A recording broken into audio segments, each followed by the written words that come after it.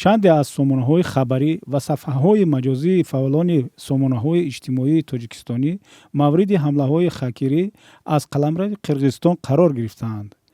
дар бахши қирғизистонӣ интернет даъватҳо барои хароб кардани сомонаҳои хабарии тоҷикистонӣ нашр шудааст. он замон ман ба шуъбаи кӯмаки фаннии маҳалле ки хостинги мо воқеъ аст муроҷиат кардам.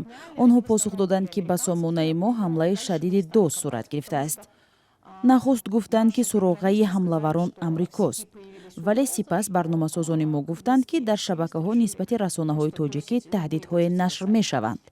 фаъолони қирғизистонӣ тасмим гирифтанд ҳамаи сомонаҳои тоҷикистониро мавриди ҳамлаҳои харобкоронаи худ қарор диҳанд. хуршеди атоулло, сардабири нашрияи Фараж ва муассиси хабаргузории Суд-Ньюс мегӯяд, талоши харобкорӣ ҳанӯз аз рӯзҳои аввали ташаннуҷи вазъ дар марзи Қирғизистон ва Тоҷикистон мушоҳида мешуд.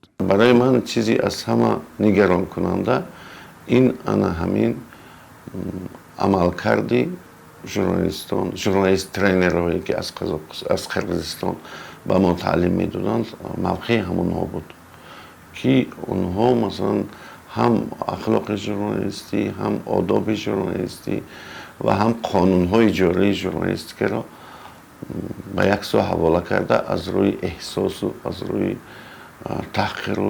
аз таҳқиру туҳмат кор гирифтанд.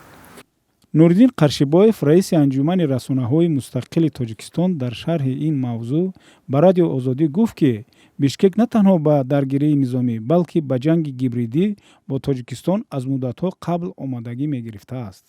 аслан мавриди таҳоҷум қарор додани ин ё он захираи иттилоотӣ хоҳ давлати дигар, хоҳ дар як кишвар, ин ҷиноят аст, кори ғайриқонунӣ аст.